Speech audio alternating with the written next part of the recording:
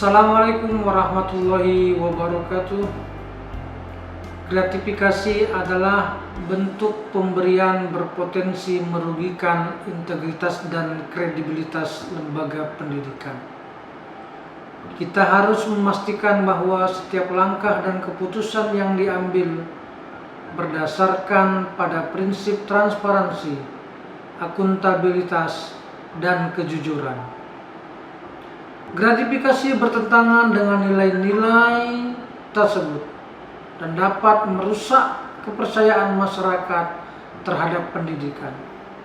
Mari kita terus berkomitmen untuk menjaga dan meningkatkan kualitas pendidikan dengan cara yang etis dan berintegritas.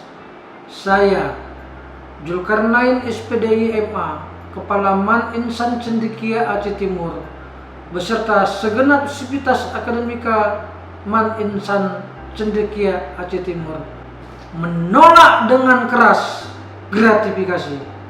Assalamualaikum warahmatullahi wabarakatuh.